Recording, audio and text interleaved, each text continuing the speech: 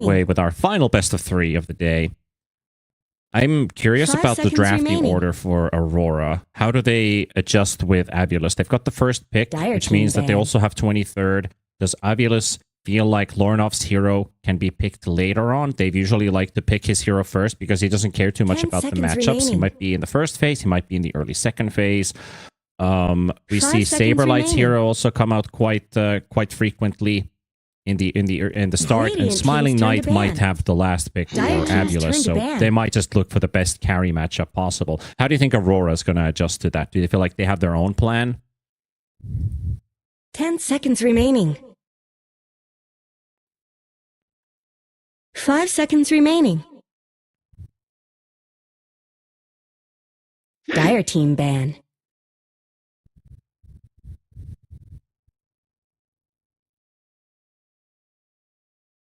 Ten seconds remaining.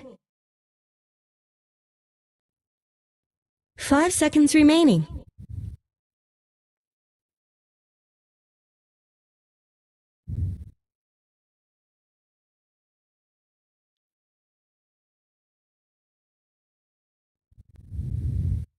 Radiant team's turn to ban.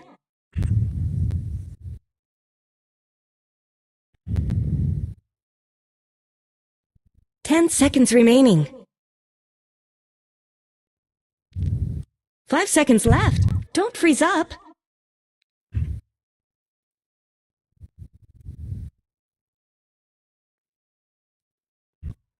Yeah, the classic, the Nightfall, right? Wanted to get himself a good pick to start off with. I could bring up a draft. Just give me a second here. So we'll look at the first phase of the draft and the most picked heroes. There we go. So I've got the whole list here. Turn to pick. So there's quite a lot. That's one. That's literally number 1 when it comes to first phase. So 26 total picks of Earthshaker in TI. You mentioned the Furion out there. The Pugna, which was also in the top 7 of first phase picks. We saw a lot of Lycans in TI, which was also very commonly picked because the Lycan players were in frequent numbers this year in TI. It's basically, if you don't have an offlane player with Lycan, you're screwed. So those usually made it quite far in the tournament. Radiant team ban. Silencer.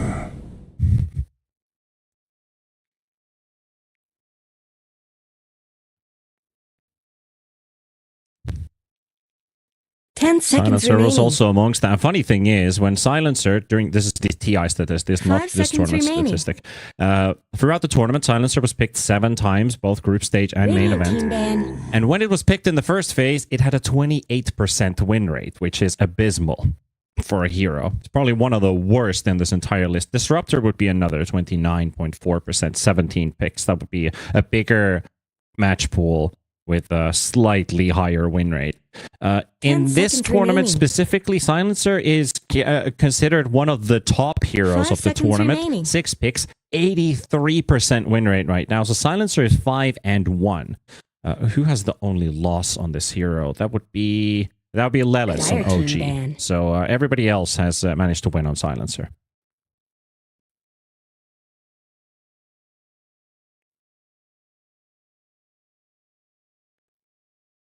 Good work. They got rid of at least the Furion. 10 seconds remaining. DK there. I think the Shaker struggles with the Dragon Knight in the game. So if they plan on an offlane Shaker, you cannot lane versus a DK properly. Just don't have the trade potential.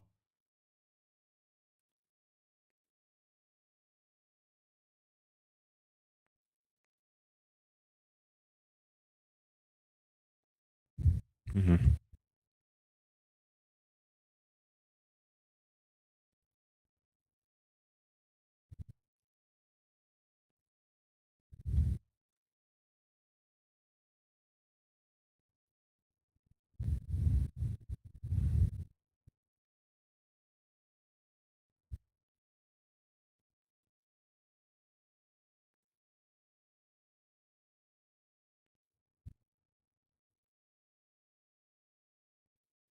Yeah.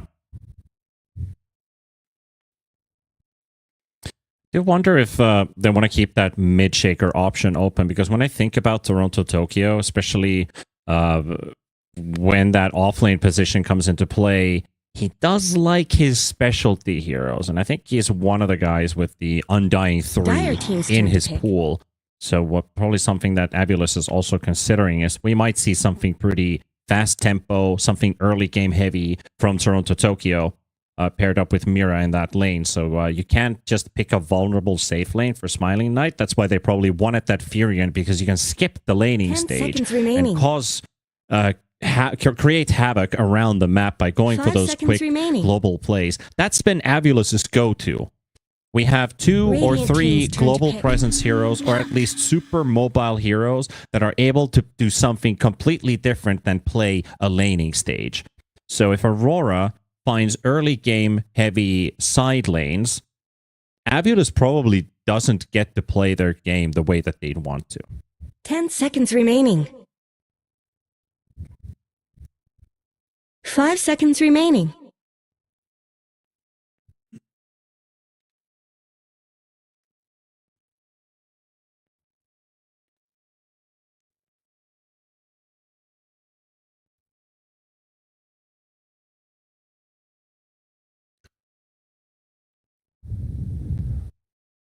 Why would you swap your shaker away if you already have a good matchup versus the puck?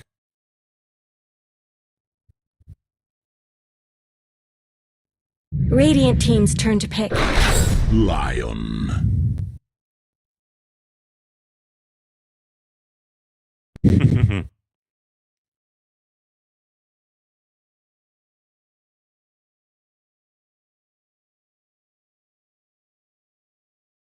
10 seconds remaining.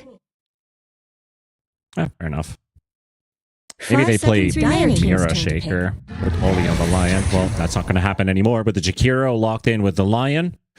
So we've got 2 supports with some extra crowd control. I wouldn't hate the idea of a Spectre for Aurora. Not now, but maybe in the last phase. That a Spectre pick is kind of hard to answer directly into with just 1 pick remaining, and if that is Smiling Knight's hero, because you have heroes to play with, and heroes who built blinks in general, Shaker, Lion, they go in, the Spectre can instantly jump in there too, or the Spectre goes in first and you have a follow-up on it. Probably not when the Hoodwink is out there, but I think Hoodwink is pretty good in that sense. And it does give them an extra bit of burst on AVULUS.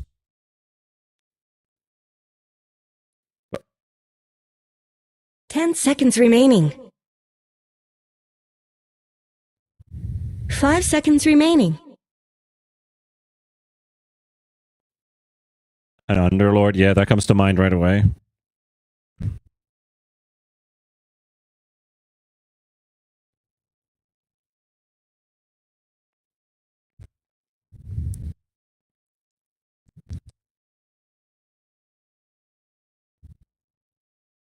Radiant team's turn to pick. Brewmaster. Interesting. Is this the first time they picked Brewmaster? I don't think they played Brew in the group stage so far.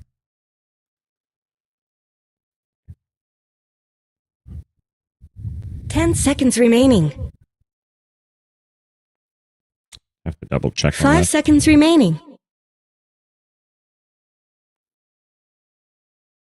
They played against OG. They played against OG apparently in game 2. That was into a Silencer Monkey Brood Timber. That was also a pretty early pick of that was a 16th Brewmaster.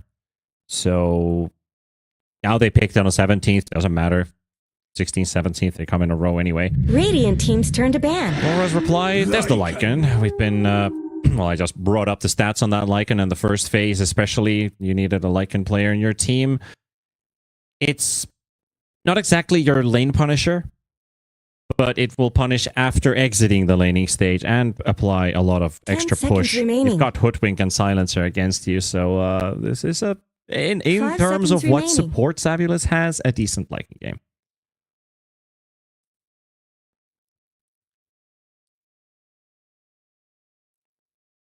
Dire team's It's got its downs. It's got you have the pros and the cons in this.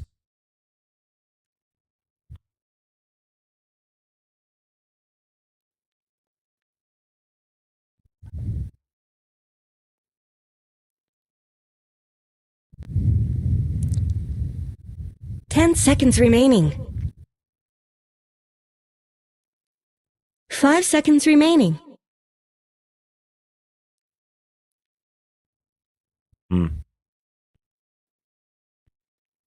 I'd be a bit afraid playing a Terrorblade into a Lion, though. I feel like that's the one reason why I probably wouldn't play a TV, but I'm also thinking, like, is Jug any better in this game? These are prime Ghost Scepter builders right here for Aurora. And it probably doesn't even punish the Lycan in the lane enough. Maybe the Sven is not a bad idea. Again, we've been asking Sven for many times. Like, you've been asking the Drow. We're not really getting those heroes. They banned the Sven, so we're not getting the Sven. Thank you for that, Avulus. Might just be your classic Smiling Knight picks up like an Ursa, and Aurora is probably going to gun themselves towards, I don't know, what. 10 seconds remaining. Yeah, I think banning the gyros is like a good move here.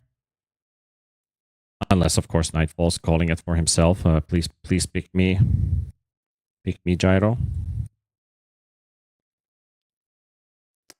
Night.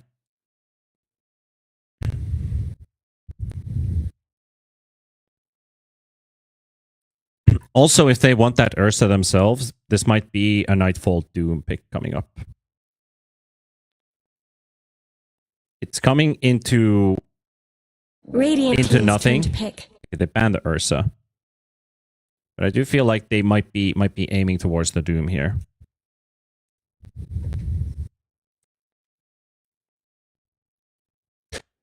I was calling Spectre for Aurora to begin with. 10 seconds remaining. Because if you think about their heroes, like it's pretty easy to play a Spectre because you have a Lion going in and you have a Shaker going in. Both have Blink Daggers, right? So that Spectre, I would have been down. Dire team's turn to pick.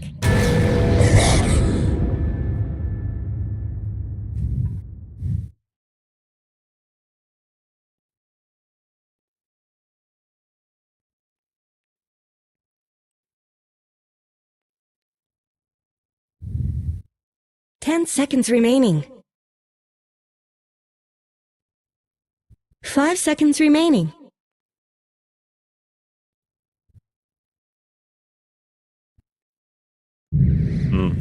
All right, are we getting the Gyro? We're getting the TB. Choose your hero. TB is TB is actually really good here because of the Abba.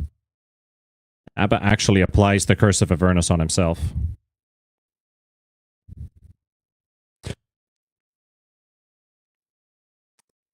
You just don't like doing it. You just don't like doing it because you're spending a Photic Shield mana basically on it. At least you're not laning against him, which is a good thing. But whenever I would see Abba versus TB, and I've played it on both ends quite a lot, is the timing of the Aphotic Shield, really. Like, when are you using it? Are you using it to dispel? Are you casting it too early, and then you're still struggling from the debuff? And how much mana do you have to cast it? Because Reflection is quite low mana to cast 10 anyway. 10 seconds remaining. But interesting drafts. 5 seconds remaining.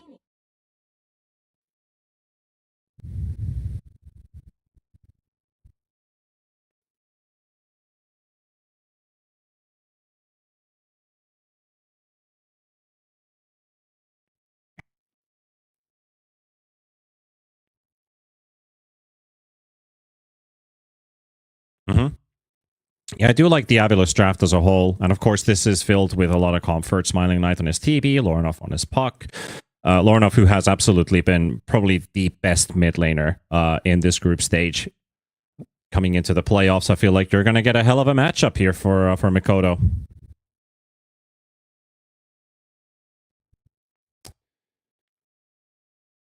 They're out. They're out. VP is out, so we don't talk about Ovid. but I was complimenting him yesterday. So now that he's not in the tournament, allow me to not compliment him anymore and talk more about Lorinov on his puck and his Storm Spirit.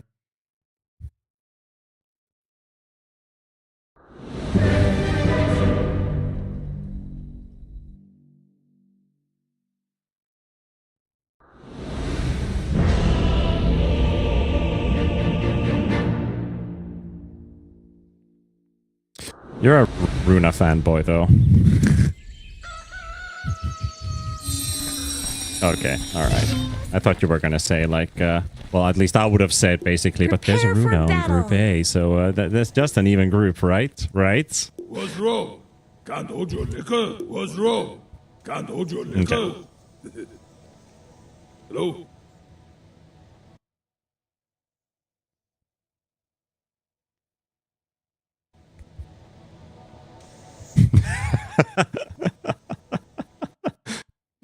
We'll see. We'll see if they can convert me. But we're back with you know, Aurora versus AVULUS. We're in a pause right now at the start of the game, so don't worry. We're gonna load up in just a few moments. Can Aurora be the fourth team out of all of the playoff invites to make it to the second round? Really, this series, I think the pressure's on them. They've got Ollie and Mikado as the new additions of the team.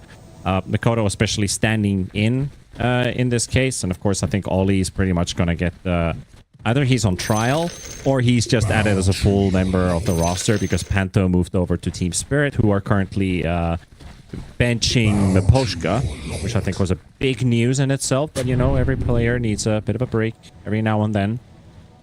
Gotta avoid the side effects or you know, burnout in the first place. Heroic, I remember when I talked with them about it, you and I actually interviewed them and talked with the guys about how they prep for games and how they prep for tournaments and what do they do after a tournament finishes to avoid burnout. I think that's a topic that a lot of people watching just forget completely.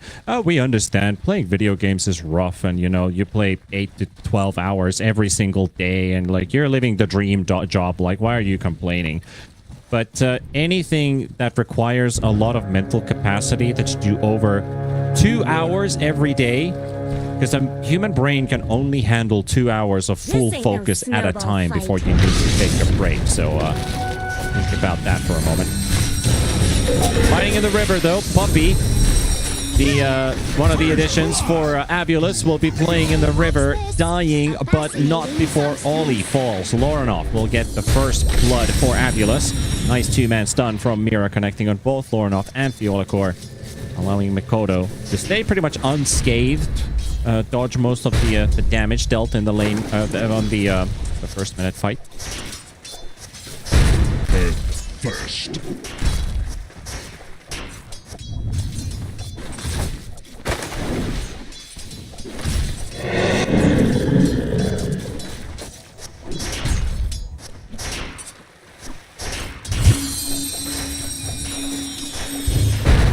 It's true. Best combo.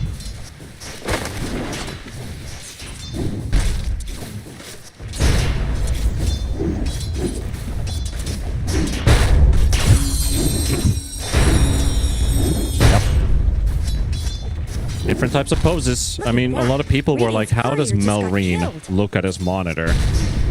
And he definitely plays very different compared to any other Dota player that I know. He almost feels like I'm getting some Counter-Strike vibes from watching him. Okay, I see you, Toronto Toki. I see your what you're doing there. But yep, but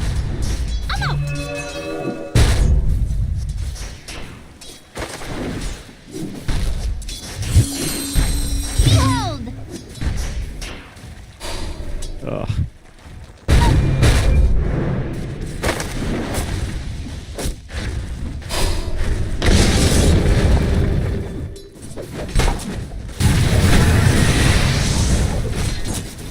I might be in big trouble here. There we go. Puppy's going to be able to secure that one for Smiling Knight.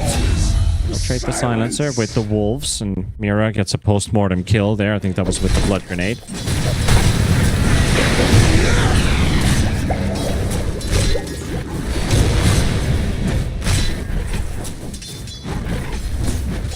Get this one barely, yeah. Quite low on this this AVULUS off lane. Be careful with Nightfall. Abaddon just throwing in a random aphotic shield on a creep when you're trying to go for the last hit and you get exploded by that. You don't want that to happen.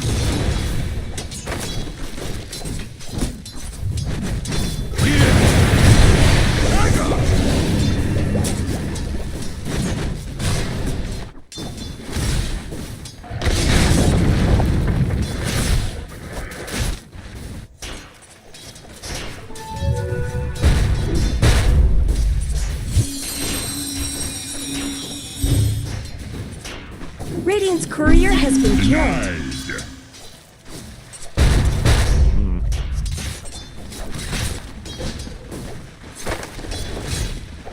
Photo getting quite heavily ahead of Lornoff as kind of expected in this Shaker versus Puck matchup. But what is the most important thing?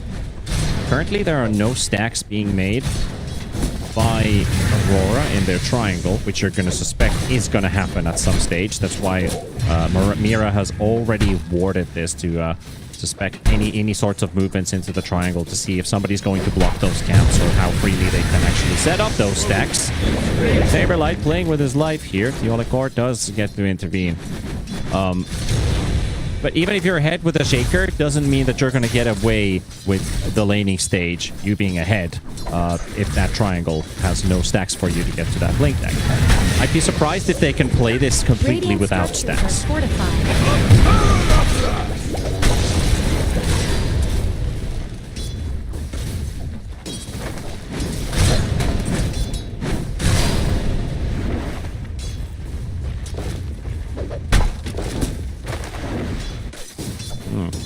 All right.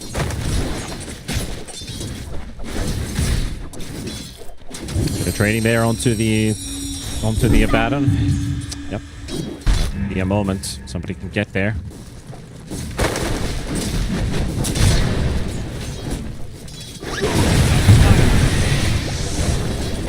Saberlight going down in the bottom lane. Ollie will find an opening to take down the Brewmaster. And they kind of surprise as well with the amount of damage that they do, because, of course, that's a level 3 Jakiro. That is a powerful power spike that you just hit, getting the second point on your Liquid Fire and your Liquid Frost, mainly the Liquid Fire. And they just knock out that Hoodwink as a follow-up. Double kill for Jakiro. Boots should be flying over. Yep. Boots, Clarity, Blood Grenade, Sentry, Mango. He's got everything.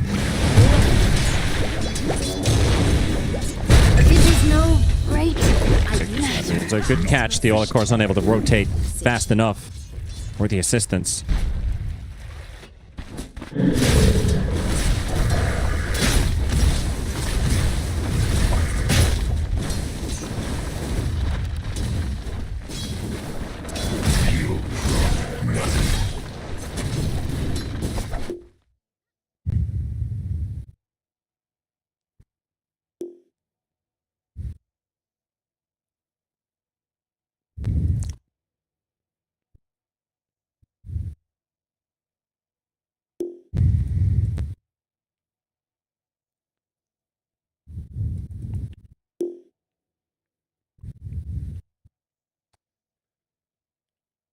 But all things considered, it's a pretty good start for Aurora. However, there is that TB keeping on onto that first place. Of course, you're playing a lane versus a Lycan. But I do see if Smiling Knight is able to keep that Terror Blade ahead of everybody else, you'll have a powerful carry to fall back to, despite the early pressure, a Lycan and a Baton. And maybe a Shaker Lion locking you down and bursting you down. Because the whole thing about this TB is you build the farming items, you build the damage items quite early. Well, I wouldn't say damage items, but like semi-damage items. Manta, especially the Yash, is a damage item in that sense. Until you hit over 2k HP, you are easily burstable with just magic damage. So the faster you get to those tankier items with your defensive items already built on bottom, you can start to take over this game, because you're going to out-carry an Abba, a Lycan. You'll be the beast in this game. Безумно хочу пиццу. You'll absolutely be the beast in this game with this TB.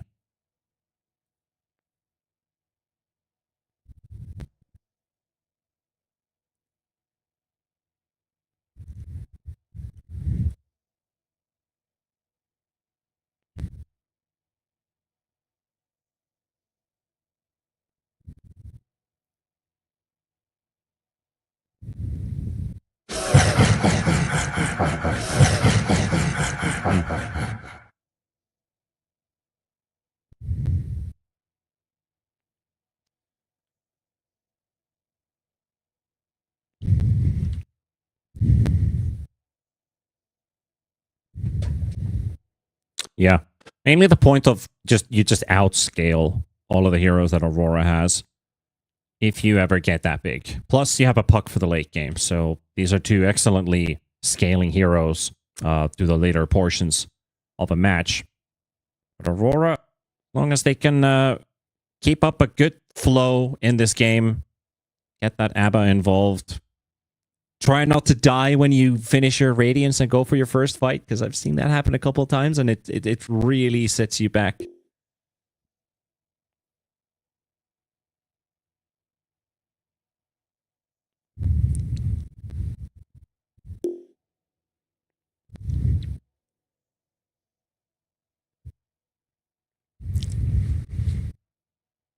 He is.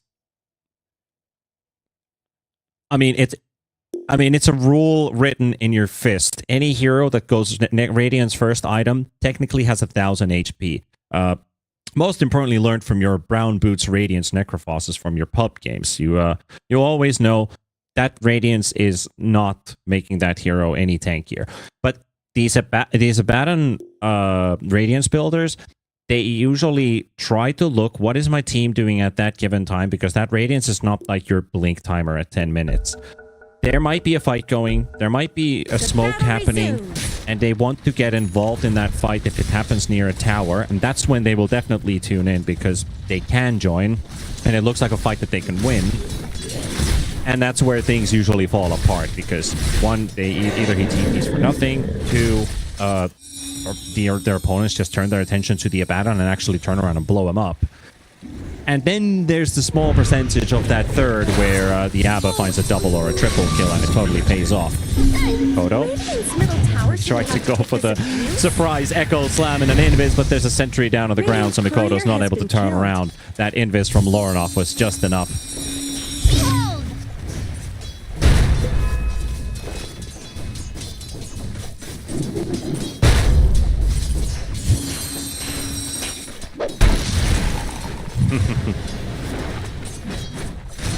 Yeah. Also, if the puck wasn't awake there, using that Waning Rift into an Invis target, that Earthshaker would have just blown up with that Echo Slam. He would have killed him. They did, but he tried to walk away from that vision. Go for the quick turn around and hope he'd be able to make a play. Puppy finds some stacks being made. Mira is right there. Puppy blocks that camp. Well, Smiling Knight this is not the place to be. No more from Not the place to be. And Mikoto cleans up Puppy. Lorinov, okay, clips himself for a second, but he's a puck. He doesn't mind. Kodo, that's not the magic wand to regenerate here. Mira throwing in the stun. Lorinov is dropping quite low here. And an Ice Path fall up there, all at 1 HP. And they finally clean up Mikoto and should be able to get Mira as well with the Bushwhack. And the Wolves are probably eventually going to force Lorinov and Theolikor away. Yeah. They're all dead. Radiant's middle tower could use some help.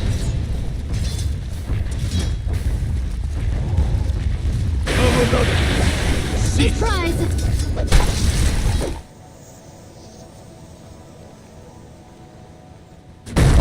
Hero will continue to stack. Dire's bottom tower needs some help. Back to business as usual. I think Lorinov is probably keeping an eye open on that area for a second jab. Puppy takes away the AD from the Shaker. Silencer hits for measly 110 damage, but he is slowly but surely killing him. The Shaker dying here. Mikoto will drop Saberlight with a Primal Split. Will clean up the last hit. Get a kill for the Brewmaster. Hasn't actually been having a really good laning stage for himself. The ABBA's been quite far ahead, so that kill does him a lot of good.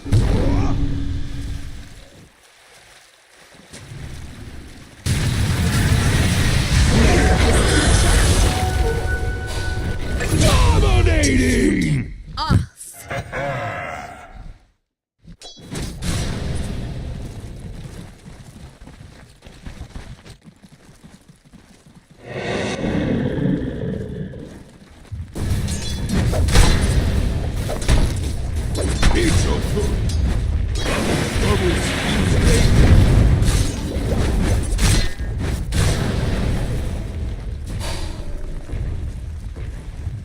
Yeah, the difference of +5 damage. Suddenly everybody's screaming in panic. We can't counter this Shakira. We've got nothing left. The only thing we can do is head over to Fissure Playground 2's ticket website with !ticket into chat on the 31st of October to the 2nd of November in Belgrade, Serbia. We'll be playing our $1 million LAN event with Fissure, so !ticket or click the banner below the stream. Get your tickets now. Get your tickets. Never mind. No primal split for him. We'll shrug off some of that dot damage from Nightfall and Ollie. Okay here though.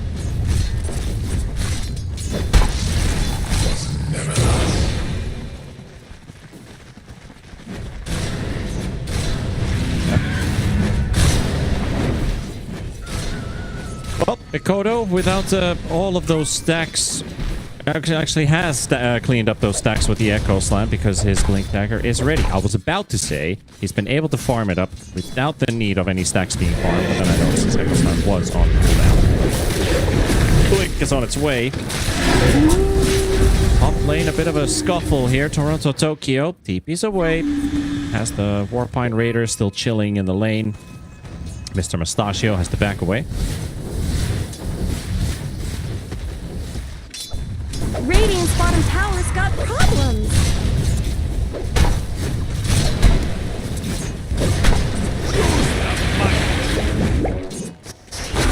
Illusion.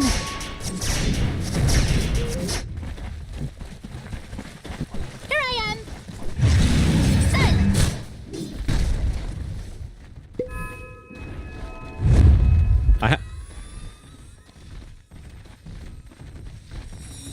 Yep. TB is your win condition. Funny to say when usually it's been Lauren off, but absolutely Smiling Knight is the win condition here for AVULUS.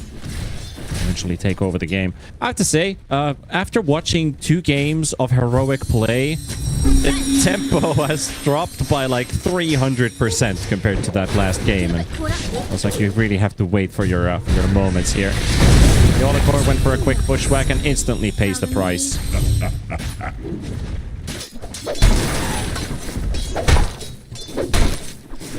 Dire's top tower is under attack.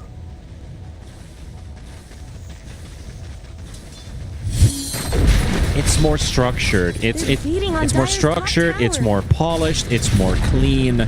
Dire's top tower is gone. Just a cold I'm not sure if I think I'm starting to sound a bit like a rebel because I feel like I miss chaotic Dota games. Clown Fiestas.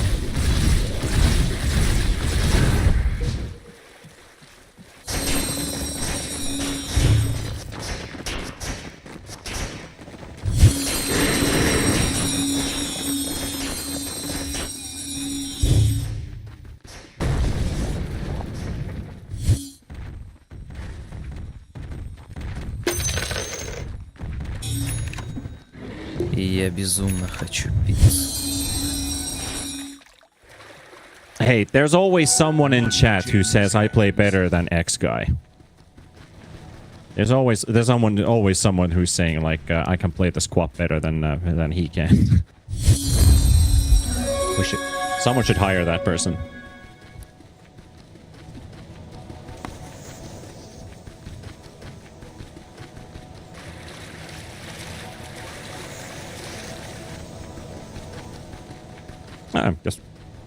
Oh yeah, absolutely, yeah.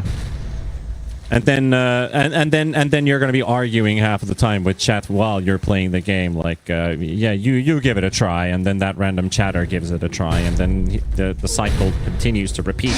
As that's a missed coil by Lauren off. Mikoto already blinked away, but he was right behind the fog of war, making it quite difficult there.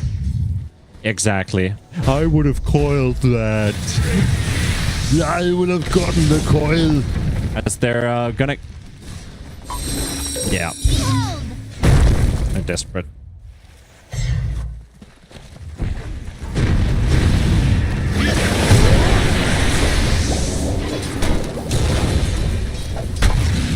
Void stands as status resistance. Earth is armor. Anticipation and fire is damage. Mira. Under a global silence steals the Shrine of Wisdom in all of that In all of that silence, nobody notices. Batten get chased a bit here. Not just a sharpshooter. Manually pops the borrowed time. He didn't have it leveled up. But this puck deals a hell of a lot of damage with his illusory orb. Can they get to Nightfall? No. He's still struggling. He was struggling in the fountain for a second. He did only survive with that aphotic shield. He had like 3 dots on him. But that being said, AVULUS, they force Aurora's heroes away, lose the shrine, take a T1 tower. Toronto Tokyo is under your tier 2 at 14 minutes, so that's gonna attract some attention.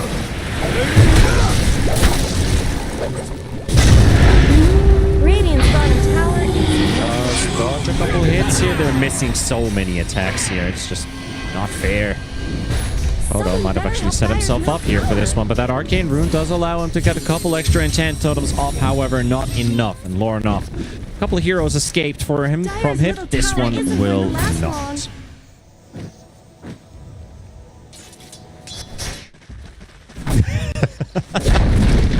Dire just denied their middle tower. Yep.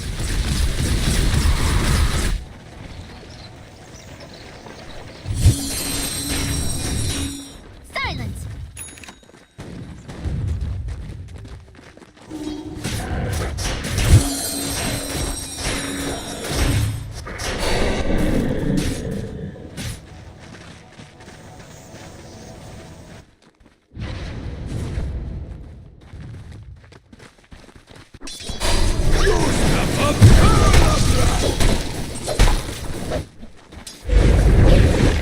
See what comes out of here. Got themselves a Lycan, and this time no teleport away. Here I am. It tries. Are you gonna say, I would have pressed that?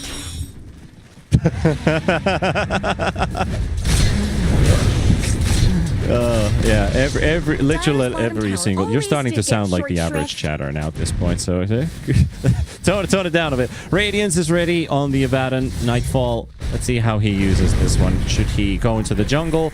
Should they invade with it? I know you're against the idea, but at least for now, Nightfall considering going straight back to the jungle, farm things up. Nothing's happening on the map right now, so obviously no need to force a fight.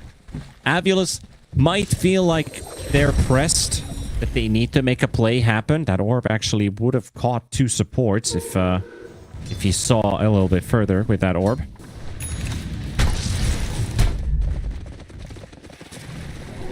Yes.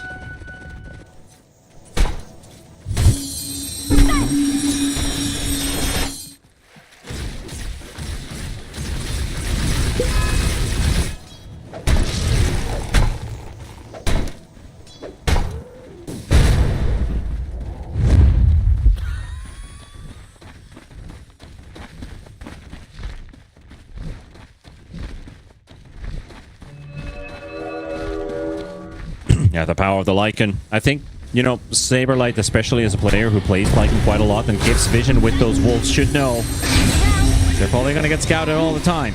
Shapeshift forced out, Coil onto 2, focusing onto the Lion. Silencer dead already by Toronto Tokyo. Saberlight, they'll get the Primal split off, and they'll continue for the long haul on this fight. Jakiro getting shielded up here by Nightfall, trying to keep that Jakiro alive, and gets the focus. The remaining ruling will be taken down. They managed to withstand the storm that is AVULUS charging at them. And Toronto Tokyo, he does all the cleaning up. The janitor at work.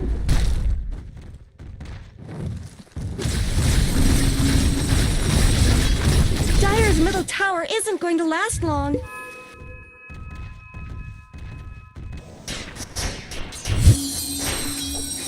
Dire's middle tower is under attack.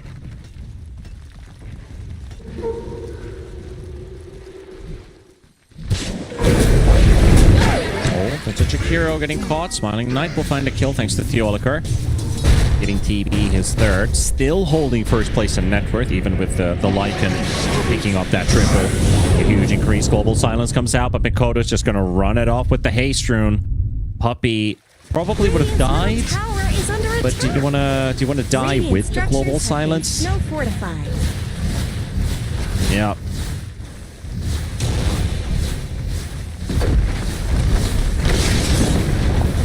Shapeshift is coming off cooldown in 5 seconds. Toronto Tokyo probably going to go straight through the gate and continue pressuring that top lane as AVULUS. Metamorph will run out very soon. And I think with that, they have a ward in the top lane, which did scout Mikoto. They do see the Shaker. Moving about. Only trying to set up for him in the lane, as both the supports are here, Puppy and Theolokor.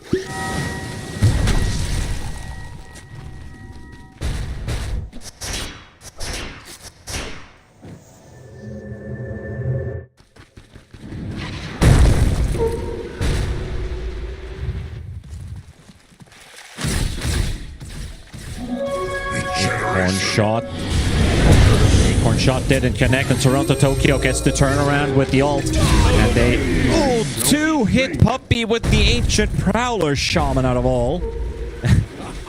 The Prowler finishing off the silencer with does have 7 armor, but he barely has any HP. They also find the hoodwink in the trees. And it seems like it is the Lycan that's picking everybody up, so that means the Tormentor is also history.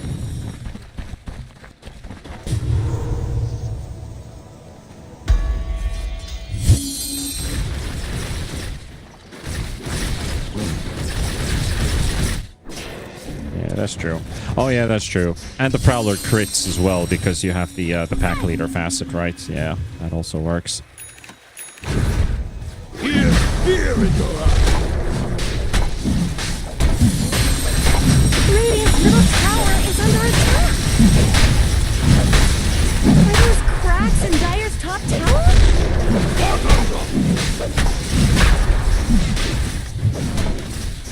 Giving an option for the people who have their feet on the table. They're feeding on Dire's top tower. There you have it.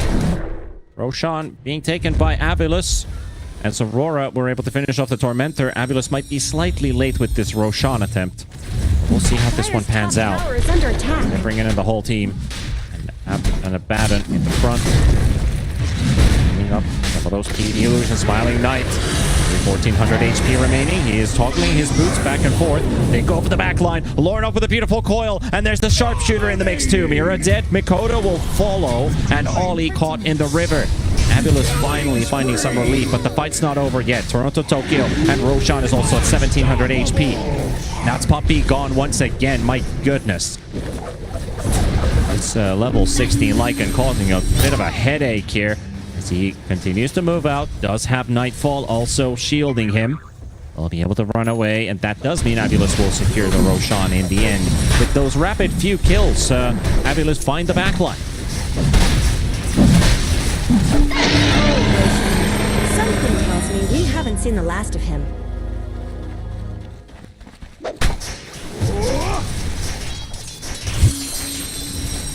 Here I am.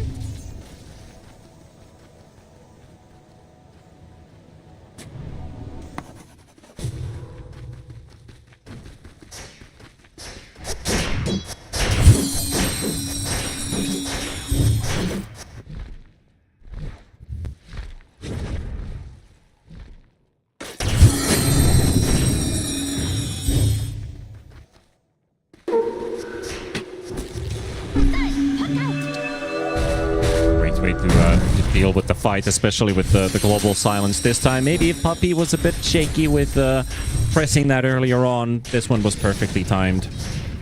And Aurora just... Yep.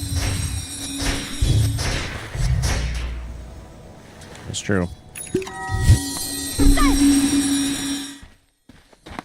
Hurricane Pike is now ready for the TB, so Pike and Manta... means that once the Scotty is coming back up, it's going to be difficult for that magical burst to take down the TB. There's going to be a window for him to use Sunder.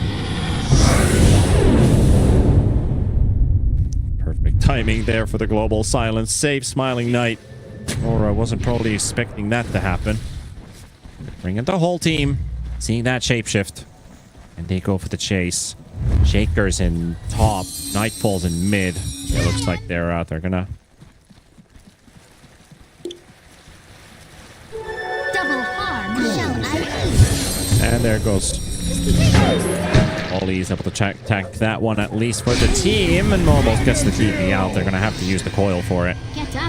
Lockdown is a bit of an issue for AVULUS when you look at it that way. Someone better help Dire's middle tower.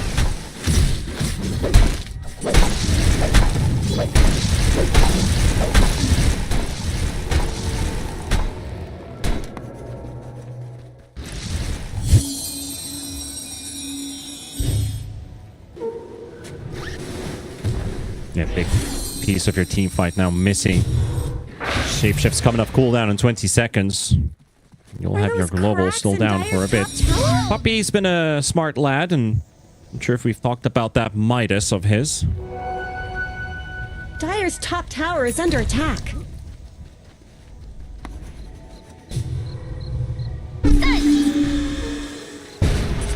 They're beating on Dire's top tower. Here I am, quickly as I go.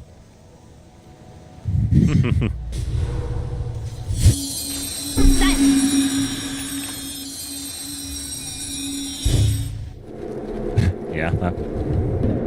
Well, Midas was a pretty value item back then. Now it's all about the Dominator meta. All the min-max calculations that you can cast Dominator 2.4 times during the time of a Midas. Or at least the value of a Dominator 2.4 times to the Midas. Radiant's top tower is under attack.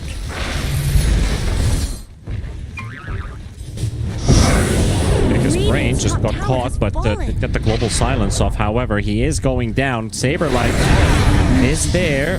That was a interesting finger of death. Not gonna lie. It's gonna cost Ollie his life too. So they'll find a trade 2 for 1. The global on cooldown again. Has been pretty much on cooldown non-stop this game.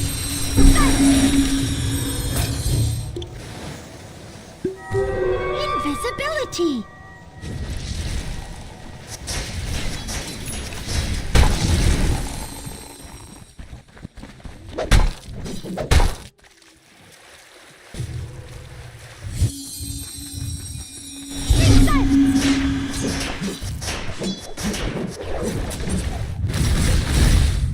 Radiant's middle tower shouldn't have to take this abuse.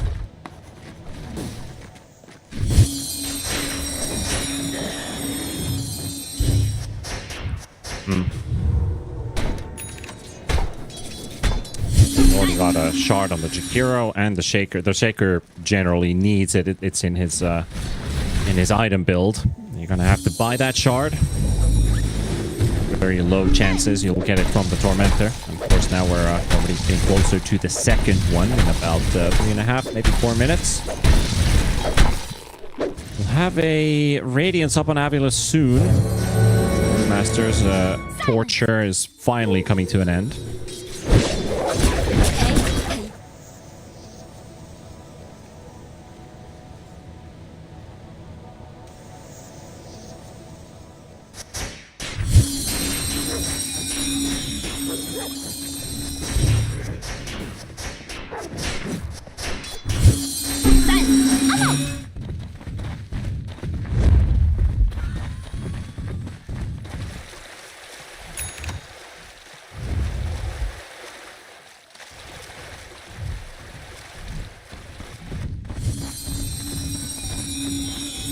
Yeah, they are kind of pressed to make some moves happen. Or not. He doesn't see this one coming at all. And he doesn't have that Aegis anymore. 2,000 HP gone in a blink of an eye. Puppy also taken down by Nightfall with the fresh blink on Nightfall, who just goes straight on top of him, force out the global silence again of cooldown.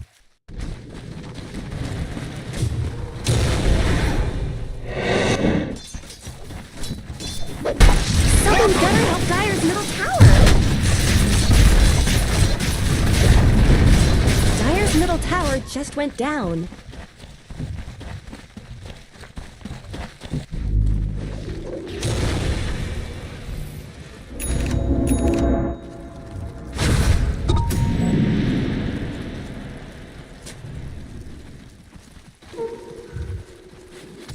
Yeah, I think it's the idea of like min-maxing the the chain stun or the control. There could be a small window there where you just manage to get your phase shift off, or he is able to get the manta.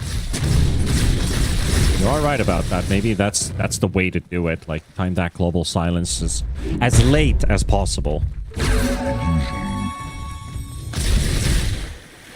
Dire's bottom tower is under attack.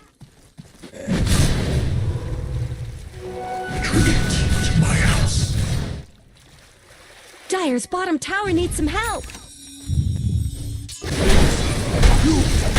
Or Lotus Orbs. I see Hoodwink also queuing up one. Dire's bottom tower Well, is of course, being chipped probably away. Lotus is amazing in this game. Like, probably the Hoodwink with all of his extra cast range doesn't even need to stand Dire's near the bottom puck. tower needs some You'll pretty help. much always have your allies in range, or cast range at least. Dire's bottom tower has shattered to little pieces.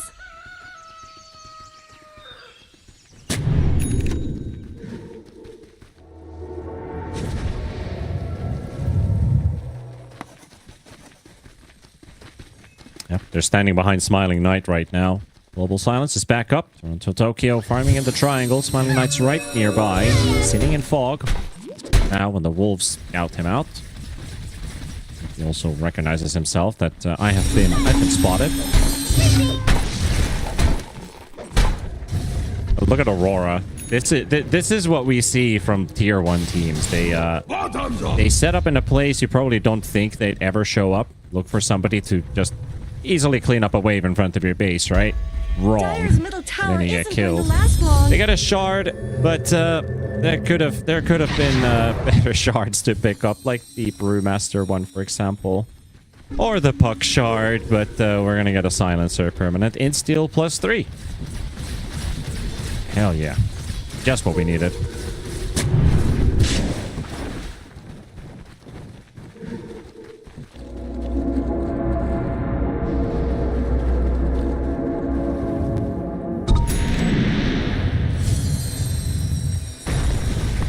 Silence! Yeah, they found the right TB, so instantly some calls are going in. We need to be closer to each other's. Are those cracks It's in about to go Dire's top down. tower?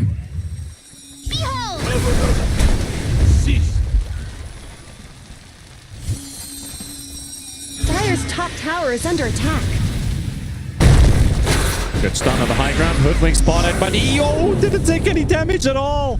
He didn't take any damage from that finger of death thrown right at him. Cracks in Lion is being poked at the backline. Mira does get a full heal, a greater healing Lotus, but it's still not enough to recover that Lion. While Puppy is getting chewed at the backline, Abaddon has been turned into a wolf by Toronto Tokyo with that Axe Rush.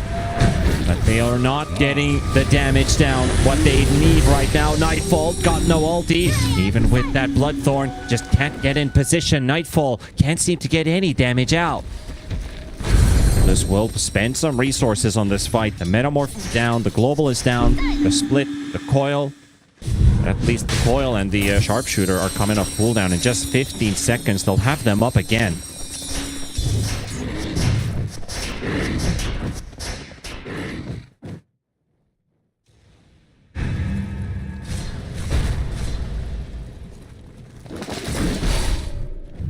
Another smoke.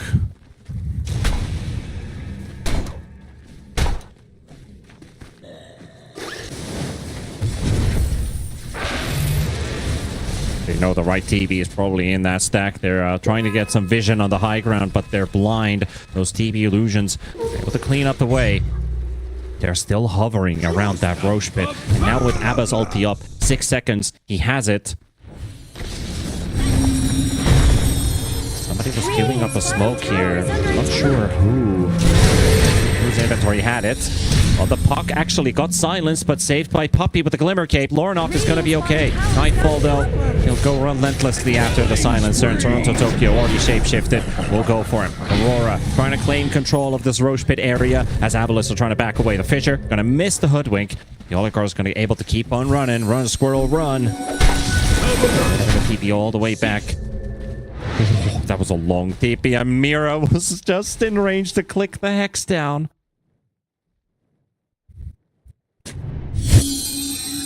Silence!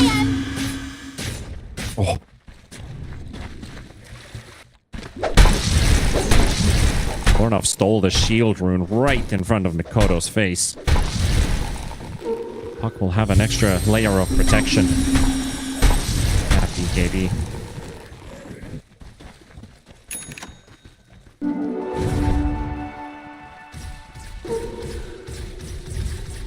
But what happened with that Finger of Death on Mira? Because that's supposed to do at least 700 damage. Glimmer, is that enough? That is actually enough. To me, it looked like one of those Laguna Blade dodges, right? Where the spell goes on cooldown and you're able to dodge it. I was like, where the hell did that finger go? But yeah, just Glimmer and Pipe. That's it. They are showing themselves top. They're going for the 35-minute Wisdom, which they will take away. Aurora will now smoke up from the mid tier 2 towards the triangle. We might... They're actually drawing. Let's take a longer route. Nightfall. He's moving away from the area as the TB illusions are... He goes back in. Links in. Sees the hoodwink and also sees a whole lot of other hostiles in the area. Let's see what they could do with the side wrap here. Voronov has popped his shield. The shield is actually running out. He might not even have it for the fight because the fight's not even started yet. The Holocaust moved away and they've got the lockdown on the Brew. The Global comes in. Beautiful echo. Mikoto catches 2. They got the Holocaust. They got Saberlight. And the rest of AVULUS, they're in full retreat. Doesn't even look like a fight anymore. Smiling Knight has nothing left here. They even saved the Bloodthorn for the final seconds, so he's not able to get a Sunder off. And Roche Pit has moved to the... Roche has moved to the top pit. And Aurora, that's a clean sweep.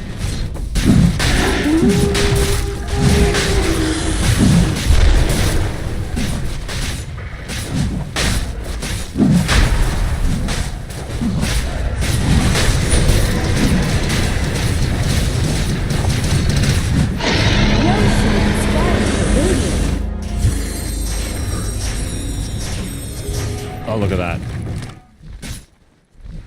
Yeah, the ward on the secret shop giving just enough. You have a hero nearby. The wolves are getting vision, and there's the jumping from Mikoto. They're beating just, on Dyer's it's top tower. the finalizer basically, because the fight was over from that moment. That leads Aurora onto a high ground push, and yet again putting another of our playoff invite teams ahead of their counterparts in the first round. Not by map wins, but definitely in a lead. 12,000 gold ahead. Aegis secured for Nightfall.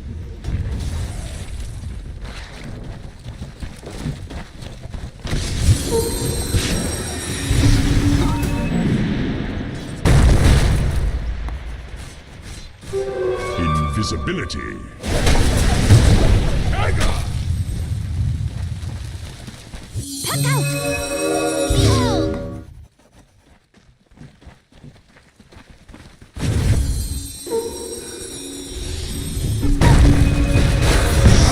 Nice fissure there. Global silence comes out.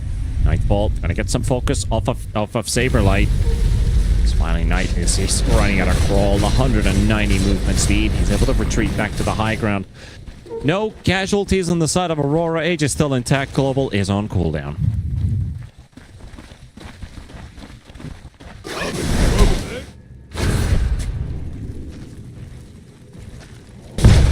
Oh, they go straight in. They don't give no respect for Smiling Knight. They go straight to the TB and go for it. And he's locked down. And no Sunder opportunity for him. The TB is dead. Gone for 75. Lornov will try to retaliate to the backline with the coil. Doing a decent amount of damage here, but only finishing off Alliance so far as Toronto, Tokyo, and the Wolf Army. Nightfall especially turned into another. Dyer's top tower has fallen. There we go. Smack him in the face. They did get the phase shift off on Lornov, but he's going to get followed by a silence. And Gale Guard is only around him for the time being as Nightfall does get sent up in the air with a Cyclone. They clean up the top lane of Rax. Still 45 seconds for that TB to come back up. Nightfall charging in on Puppy. The target he knows he can always kill. He'll take him with him. Saberlight still trying to cause some havoc here with 8 seconds remaining on that primal split. Trying to get that Earth Ruling to a safe distance.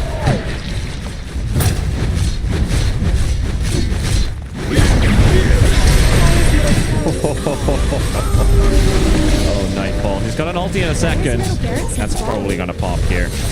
Unless he gets the Gale card off in time, which he does. And he's going to start regenerating a bit. A second lane of Rax down. 10 seconds for the TB to come back up.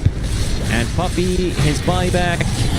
It's a dieback, so he's not coming back for 40 seconds. Dire's bottom tower needs some help.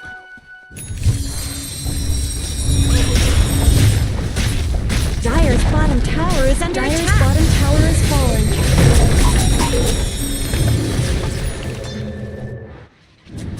He does the Nightfall. I think he did a Paris-Stockholm there. Backs away. Like the true fashionista. Darling Knight, though. What you gotta do? I don't think you're gonna do nothing.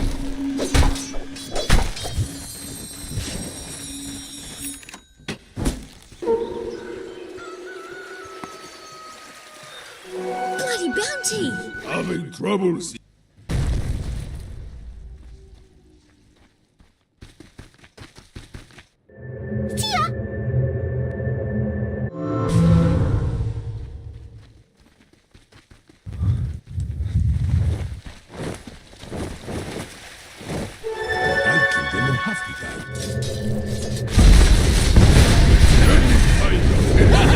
There we go. Nightfall charging in onto the backline. That Bloodthorn leaves him at 22 HP. 22 HP is all he had remaining after the Gale Guard as that Bloodthorn ran out. Mikoto, there's the global silence coming in from Puppey because he survived. They'll force Aurora on the run.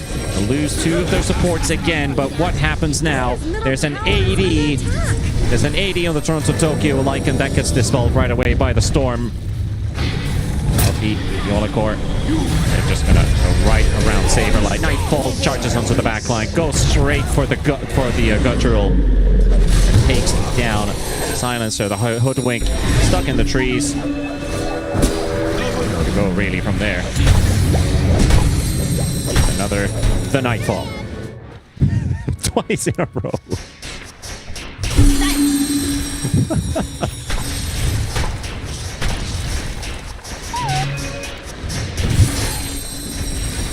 Nice. What's true?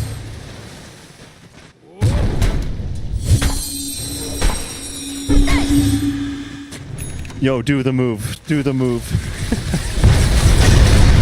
We're getting famous for BKB retreats. Oh boy. Yeah, there's no chance against that with Mikoto just locking him down. He still has another, by the way, which he might not be able to use, but they're locking in the hoodwink. The puck is stuck on the low ground, dead to the Bloodthorn. And Aurora will force the GG out of AVULUS and take game one.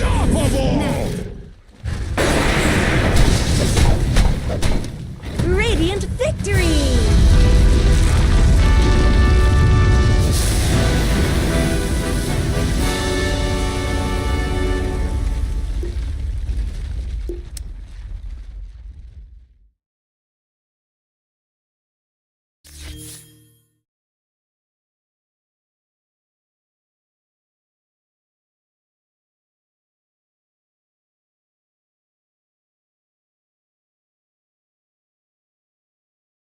Radiant team's turn to ban. Dire team ban. Radiant team ban. Dire team's turn to ban. Radiant team. Dire team's turn to pick.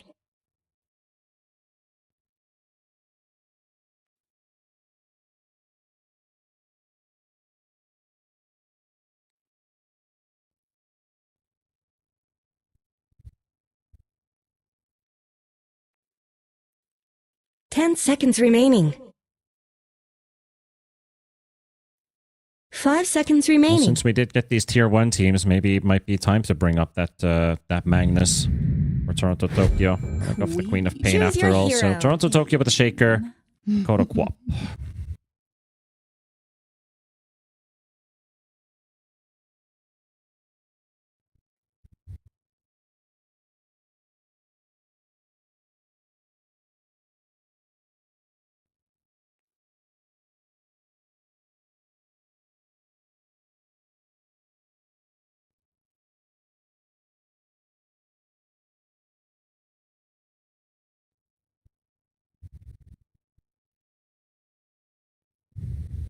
Mm-hmm. Yeah, hopefully they can. Do you like their draft more than in game 1? 10 seconds remaining. 5 seconds remaining.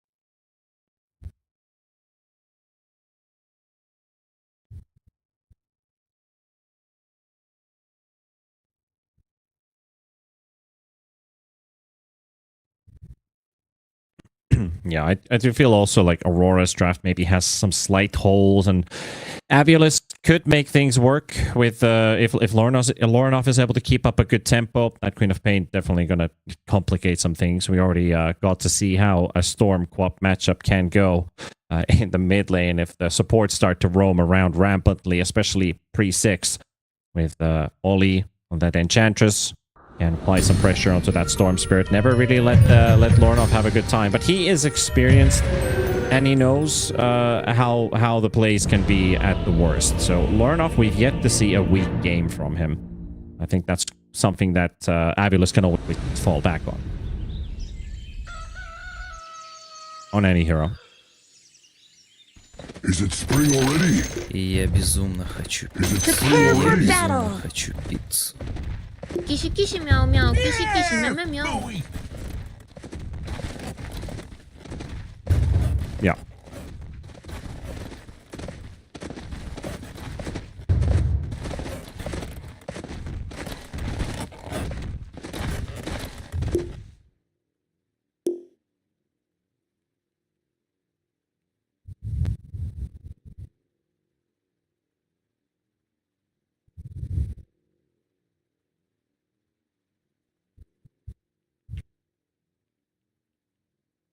Yeah, much more, maybe much more doable compared to the last game where if you can come out shining from the laning stage and you can hit yourself a good timing, that TB would have potentially been too strong to deal with, but we never got to that point. He just got stun locked from 100 to 0.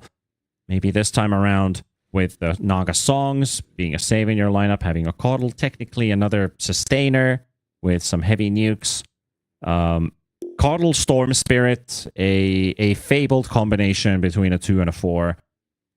Even if Lorinov has a difficult laning stage, you have a deadly combo to work around, around the map. So I think they're all playing towards Lorinov in here. And I think that's the right way to do it. You play with the Storm Spirit as the spearhead of your lineup.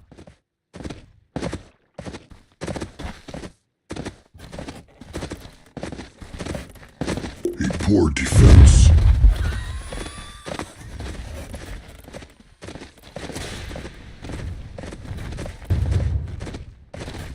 "30 seconds to battle."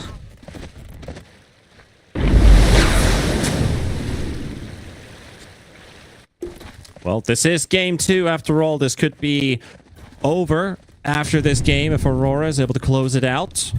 Like every other playoff invite so far. So far, 3 out of 3 have made it to the semifinal round. So what do we know about our matchups?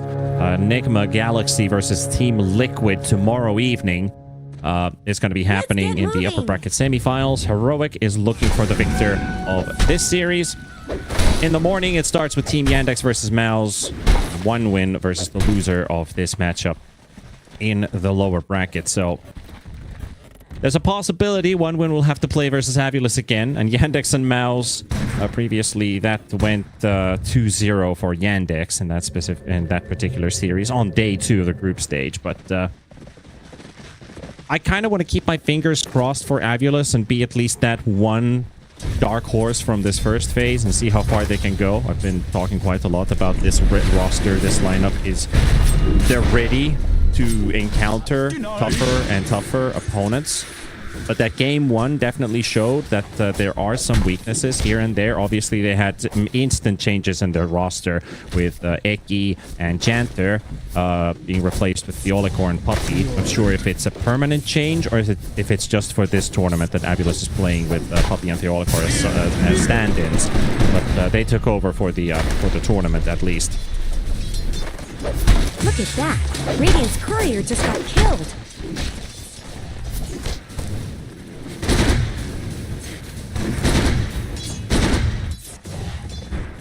Yeah, Tuesday, Taco Tuesday and Machete Monday, yeah. And Team Secret has also agreed. We'll see what ends up being the truth to it. We'll get to shed some light on that in the near future.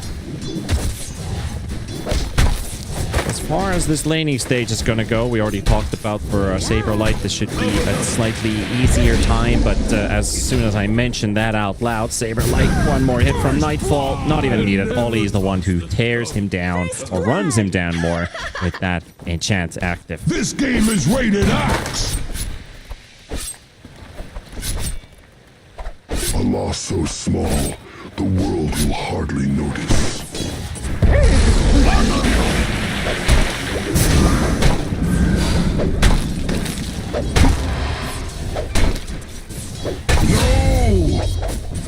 There's your trade.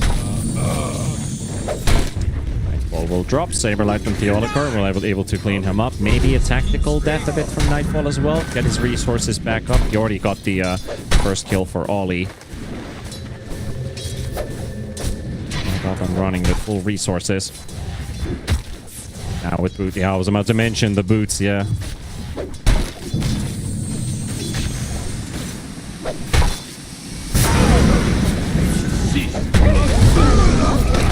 Just gonna run Theolicor down. There's no escape for this Caudle. An easy pick.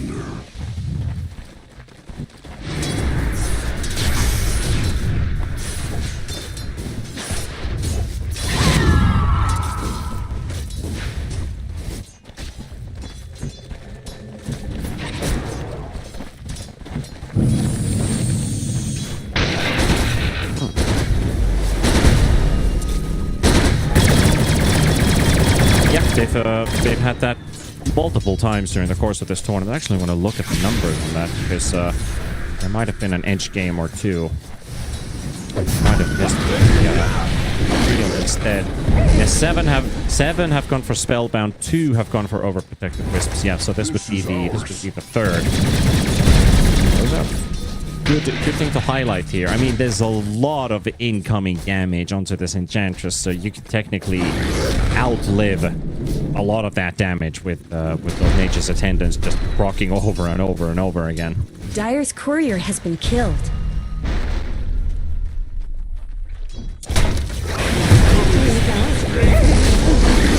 Yep, they seem to be able to deal damage back. Saberlight, he will dodge the spear from Ollie, but he will not dodge the claws of Nightfall. Dire have fortified their structures. Fortunately, the Caudle wasn't even here. Caudle wasn't here, so a free opening there. Good read from Aurora. They instantly smell blood in the water.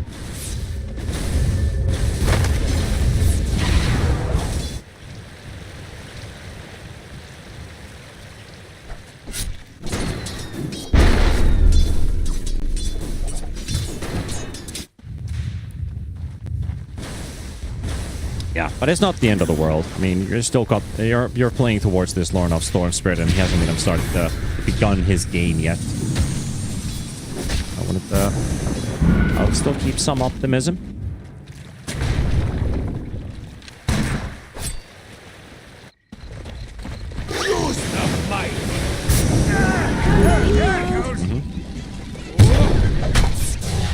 Well, he didn't take enough damage there to proc the Cinder Brew.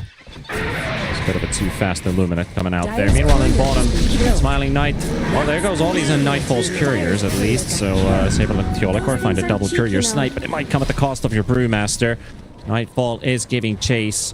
Brewmaster, though, is trying to make a run for it. 322 movement speed, unlucky number. Killing spree! It's not the number you want to have for your movement speed. Not at all. Not if you don't know Dota history, that is.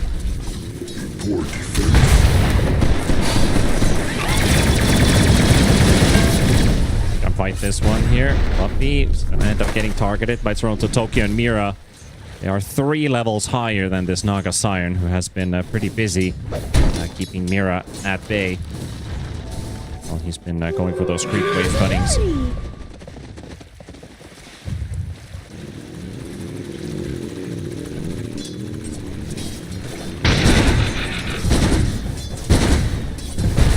Denied.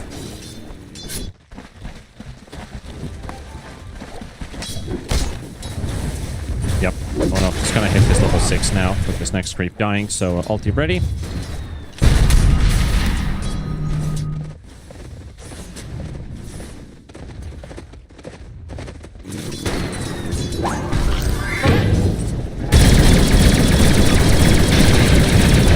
They're gonna go for it.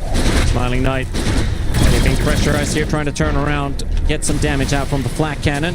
Gets hit by another shotgun by Mira, down to 100 HP. Gyro will live, but he has to back away. Theolicor, meanwhile, there's an invasion on the way towards the Wisdom Rune. As Nightfall and Ollie, they are going to get surrounded by AVULUS members. But they're only going to give a quick reminder here. The blast from Theolicor is not going to connect. The Wild Wing Ripper pushes Ollie a bit further. That's the first proc of heal in H's attendance. The second one with the Fairy Fire pot, but the magical damage will be too much. Lornoff will spend his mana pool for this kill. Clean up the edge.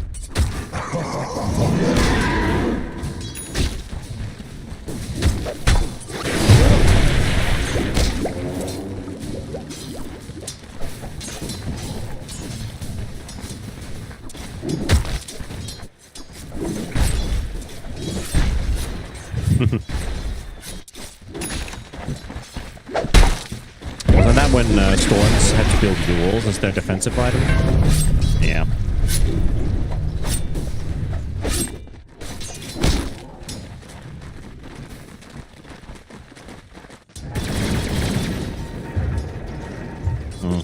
I do miss those Orchid Pops in a way, because the only role I see them being in is actually the carry co-op. That dagger is probably going to do the job. There we go. 3 points in Shadow Strike is enough to finish him off. Nightfall will kill Saberlight in the trees. Aurora will go up to 6 kills now in the first 8 minutes. 3,000 gold ahead. Trying to retaliate on the Toronto Tokyo, but Smiling Knight can't do enough damage. Maxing out the Rocket Barrage. It does. It used to be meta to max out Rocket Barrage. I mean, you have a good lane duo to do that, because you can always separate the hero with just a ensnare into the reel-in, so you can move them away from the creep wave, guarantee some damage. Right, Nightfall. Does have a Fairy Fire, but that only does a very minimal amount of healing. Ollie tries to come into the rescue to save him, but at least they're going to get to trade the Brewmaster. And Lornoff will clean up that streak, so everything going into the pocket of the Storm Spirit. Currently 4th in net worth, so he's going to need a couple more of those. Unplanned slam.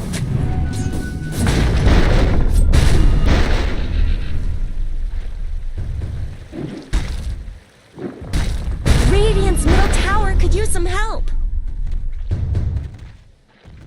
Yep. Radiant's middle tower is under It's a calm attack. phase in the game right now. Reminding you folks about the Fissure Playground 2 Dota tickets. So our $1 million LAN event taking place in Serbia. Belgrade, Serbia to be specific.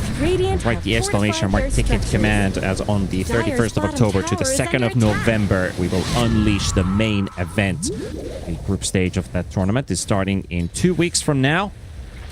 And 1 week after, we'll have the top teams competing for $1 million. Exclamation mark ticket. Click the banner below.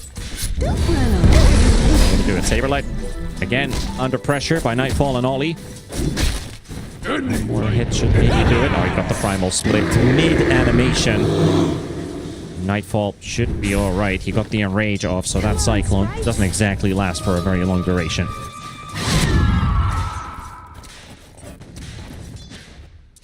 Yeah.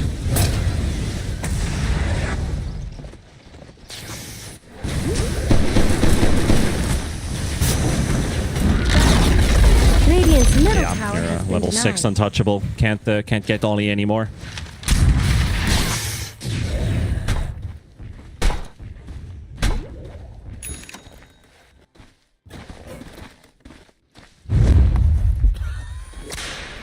Are those cracks in Dire's top Who are tower? already in a net worth lead, so you don't want to give them any Middle extras. tower shouldn't have to take A lot this of abuse. arrows It being looks drawn like into Dire the fortified top their lane. structures. Just the Naga Siren is left down bottom. It looks like Puppy wants to get to that level 6 ASAP. Have access. I have access to that song. We want to protect this tower here. Toronto Tokyo's not going to TP in at all. Just going to apply pressure with the other heroes that they have here from Aurora. Keep Fabulous at bay.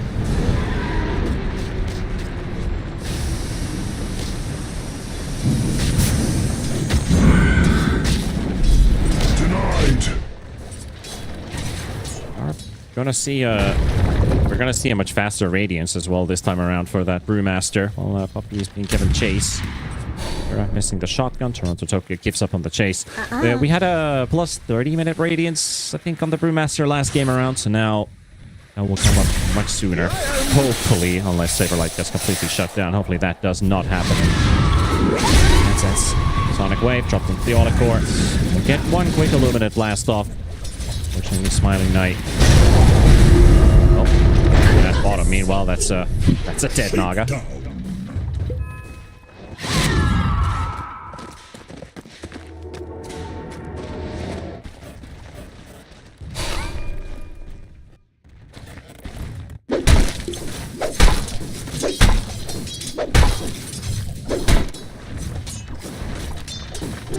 Worthy tribute. Add another to the tally.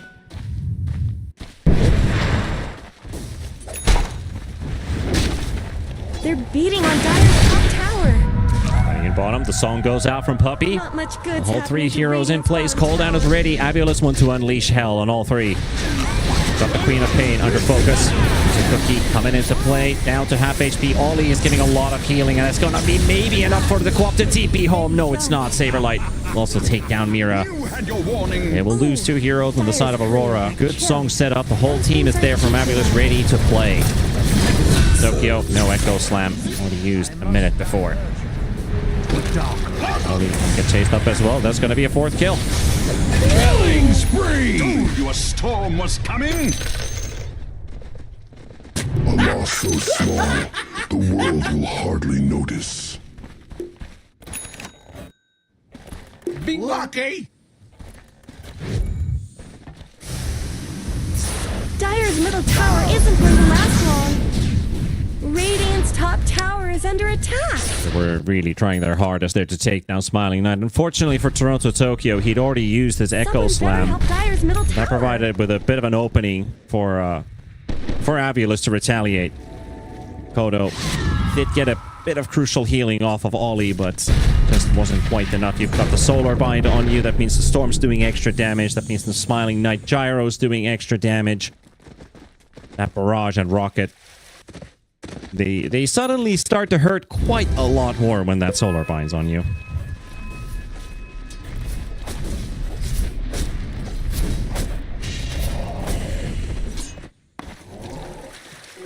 Gold and sweet. Dire's top tower is under attack.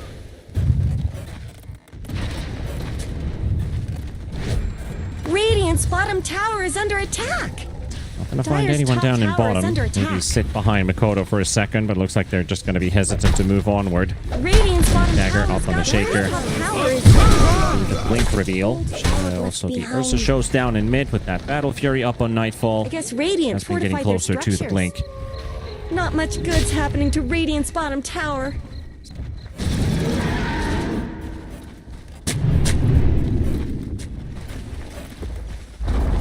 Radiant's bottom tower has fallen.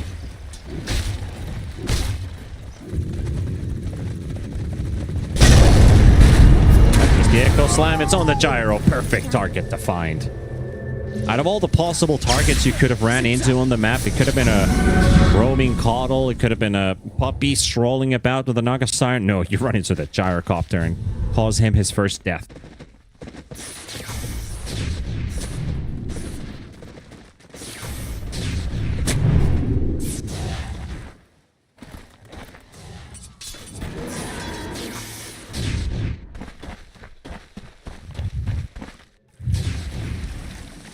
Actually, I like one item pickup here that we're going to see on the AVULUS side, which is actually the Holy Locket on the portal. There's an extra battery for this Storm Spirit. Much needed. We want to put everything into the... want to really put everything into the Lornoff back. Mikoto just pops the blade now that nobody's interested in hitting the Green of Pain. The rocket out. That's cleaned up by the Shredder. Got some damage on the T1.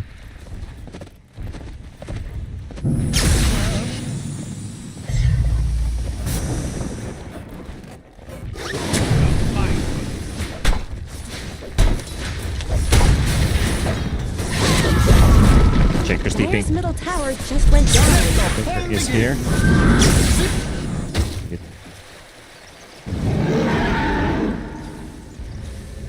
Not much good's happening. It used that smoke just a while ago, so they won't have the opportunity now to go on a full-on chase. Ollie did, he's still holding on to it. Now they smoke up. This could be a bit late, but we'll see where they end up running into. Lornoff has a regen rune on that Storm Spirit. They know about it. Mikoto will just aggressively farm that mid-wave. Nothing to be found in the triangle. Note, if you're using ultis now, that could impact your fight for the Tormentor. Radiant's middle Long tower zip from is under Lornoff, by attack. the way, all the way under the all the way to the secret shop. Are those cracks Meet the in Dire's courier. top tower? Up his Kaya Sanj at least, and he's also finished up another item. Shaker found strolling about all on his own. So the very weird movement, yeah. I mean, they went for a smoke gank to find some big value target, and the very moment they decide to split, AVULUS jumps them and jumps just one single hero.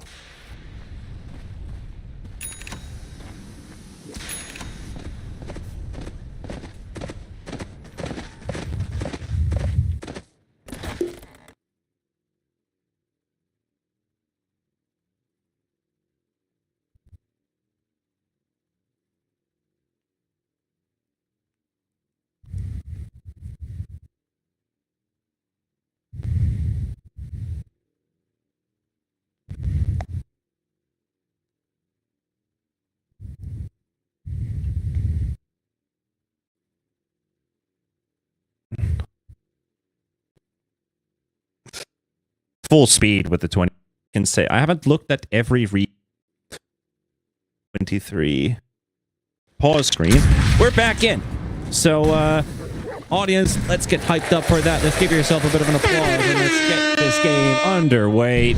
18 minutes on the clock. Versus about to hit 10k net worth. I apologize if that air horn came out too loud.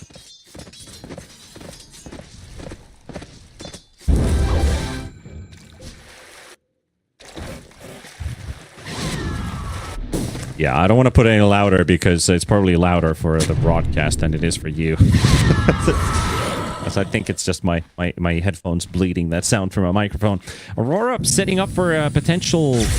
Well, they're setting up in top for somebody to show, but Puppy's got the same thought here. Smiling Knight's way too far away for them to jump him, so they'll send Lornoff. I choose you. The blue Pokemon. Chase Mira. Over land right on top of him, and he's got the Vortex for the TP cancel. And that will be a dead snap. No whining now!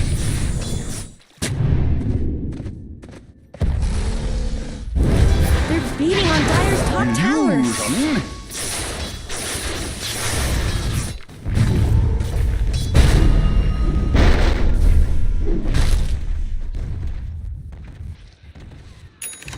We have any big item timings coming up yet? I think we have a Radiant soon on the Brew. That's pretty much just farming. BKB for Lornoff. I think that would be the playmaking item. And since you are going up against some level of control, I think you need to have a very steady hand on when to press that BKB and when to not. Can you afford to hold on to it against an Earthshaker who's just going to Echo Slam combo you?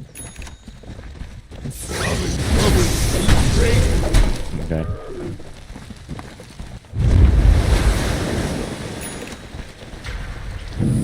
Yeah. This won't do it. Are we wondering what comes up next? Pudge destroying towers, snatching IOs. He used that exclamation mark F into chat to follow Fissure on social media. Or click the banner below the stream as Saberlight's going to be deleted by Toronto Tokyo, and that is that's an echo slap to the face. And here comes Mikoto. He got the Sonic Wave to hit the gyrocopter in the back, but he's already too deep in. The Mortimer's Kisses from Mira is more a cosmetic effect.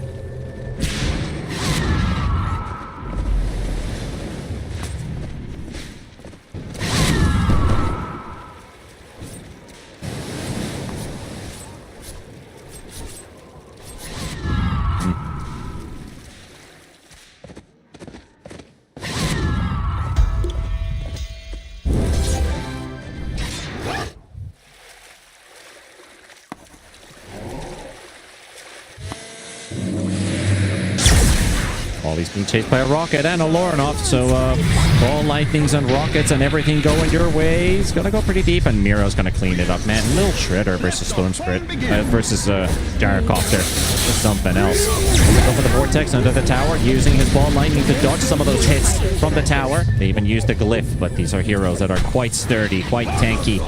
They don't mind. Going for the dive. Mira did get the Tormentor Shard, but instantly pays with her life. That also means that bounty was worth a bit more gold. Radiant's bottom tower's got problems.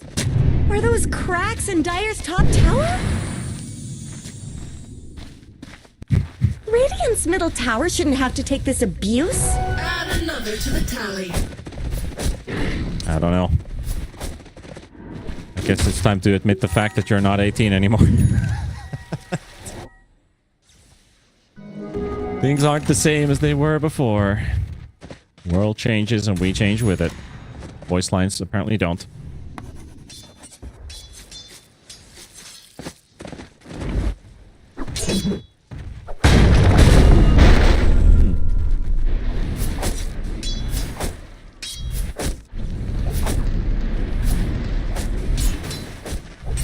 Can you... I think you actually can, but it doesn't save your hero, so you're pacified during the song. Frodo actually finds a Keeper of the Light that's going to get body blocked by Enchantress Creep as Lorna. Hit the Mira, Solarbind comes out, but he's protected by the Glimmer Cape.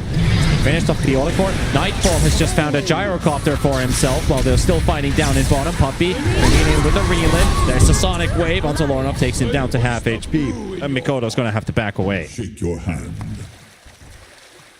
Radiant's top tower has looked better. Style points.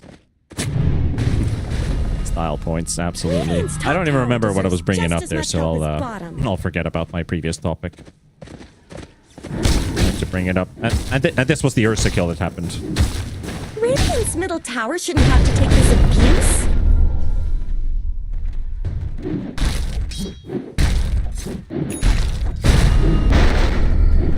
It's not too far off. Lornoff also finishes his BKB now.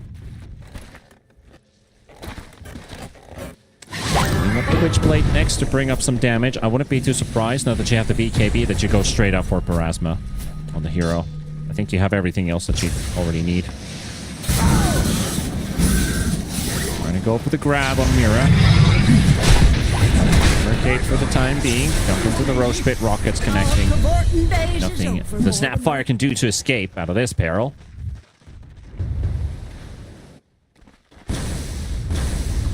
Radiant's top tower is under attack.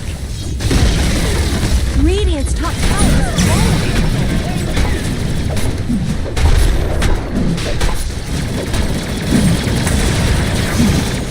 Radiant's middle tower could use some help.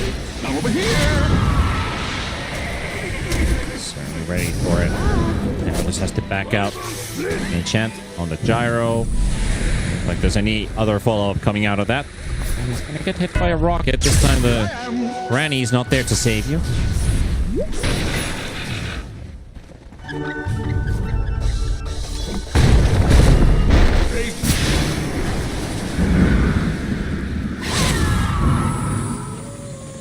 Having trouble seeing straight? Oh. Nightfall farming in the most aggressive position, considering that Roshan is moving towards top and everyone else is moving towards top. He's farming the enemy triangle. They're bringing in the numbers. Ollie, Smoke has already popped. The Vision's coming down as well. Mikoto with the blinking gets the silence, and there's the stun follow-up, and they take down Saberlight.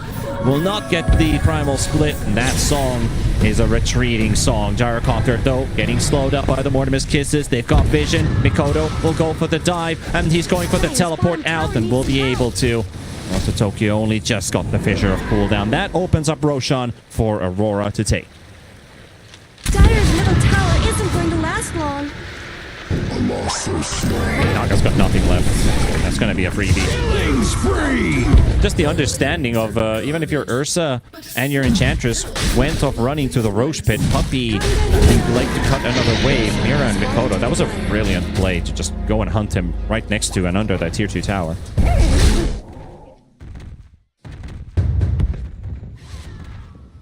Dire's bottom tower is under attack.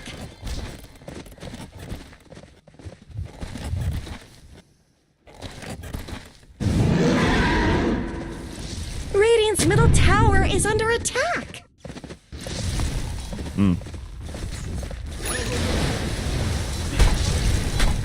Radiant's top tower deserves just as much help as the bottom.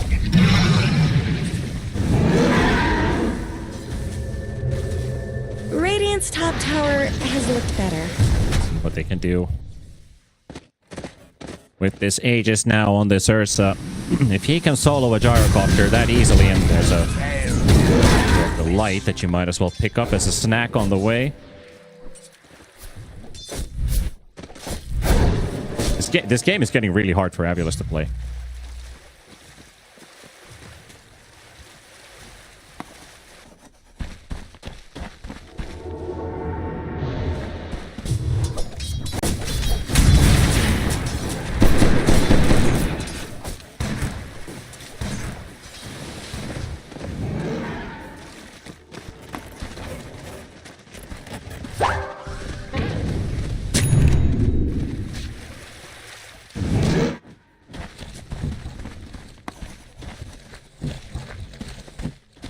Could it be an option for the Storm Spirit to just rush Ags? Radiant's bottom tower is I know under he needs a attack. source of damage, but because the Gyrocopter is so underfarmed, I'm not sure if that's an option. Maybe with the... Not much good's happening to Radiant's bottom tower. They're straight under vision, but it doesn't seem to matter too much as the Ursa is going in straight to the Gyrocopter. Throws that forward, and there's the call down, but the rocket goes into the BKB of Nightfall, and he's smashing this Gyrocopter not once but twice. That takes the Gyrocopter down. Chasing on for another target. Lorinov has been caught into the Fissure stun, and they lock down Lorinov too, and that Storm Spirit is not an obstacle. Ursa might lose his Aegis here as he's being surrounded by Primal Slits and some Illuminate Blasts. But it doesn't seem to stop Aurora. Like you said, their pushing power might be limited, so they're finding kills over and over, holding on to that Echo Slam. Pretty important for Toronto Tokyo because there might be another fight coming right after. We're just going to have to go with the chip damage on the towers. Radiant's middle tower is under attack. Radiant structures have been snow fortified. Radiant's middle tower could use some help. Radiant's middle tower has fallen. And no way out for Saberlight. Exit, please! Closing out all the exits. Aurora, no prisoners taken.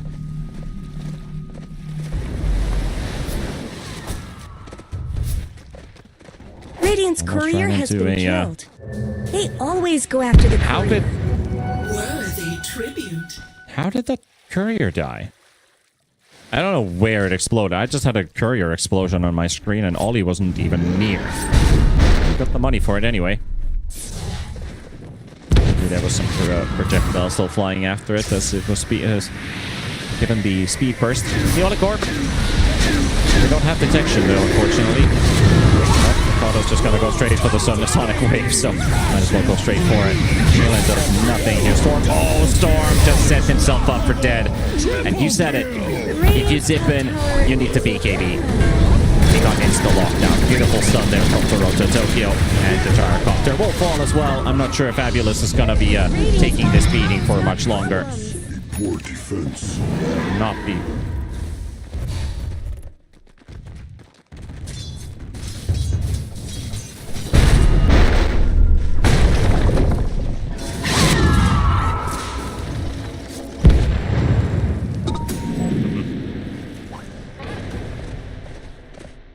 Come on, sprites!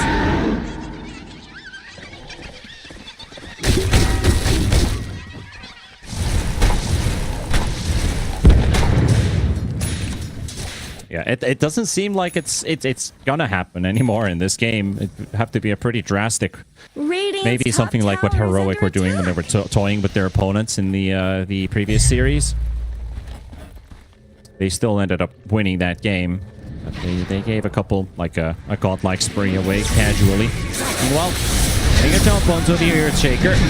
Save with the cookie and the Glimmer Cape. Throws a nice three-man Fissure. Ollie is coming in, and the big bear, big bad Fuzzy Wuzzy is getting back to action. And they lock down the Storm Spirit. Lornop, he used his BKB again. This time there was a stun that went straight through it. As Mikoto hits the backline, takes down Theolacor, and they will keep the chase. Smiling Knight, I think he's just given up at this point. As, he knows there's no escape out of this one. He's gone too.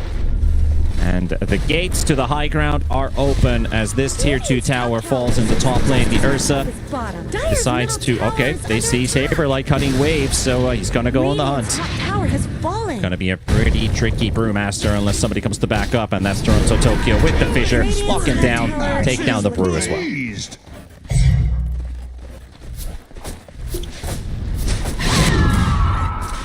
Radiant's top tower is under attack. Double damage. Radiant's top tower deserves just as much help as bottom.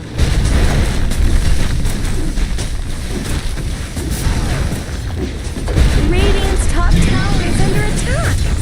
Radiant structures are Well, fortified. like you said, lift usage here. Storm trying to go for the backline, but Nightfall was already ahead of him. And of course he goes for the first hit bash and locks down the Storm Spirit again. Now the Gyrocopter's on the retreat, but I think this might just be the last opportunity. 200 HP remaining. Can't get to the Gyro, but they can lock down the Caudal. Clean up a lane of Rax. Aurora has been throwing bodies at them, and Nightfall's just going straight into the fountain. Why not? He buys a Ghost Scepter, but it's already been used and was in his backpack there for a second. Still ends up getting stunned by one of the rocks. Saberlight's trying to clean him up and try to get something going. Smiling Knight is dead though. That just leaves with the Brewmaster down to the last golem, and Lornop, they've had enough. And with that, 4 out of 4, all of the playoff invites advance to the next round in the upper bracket.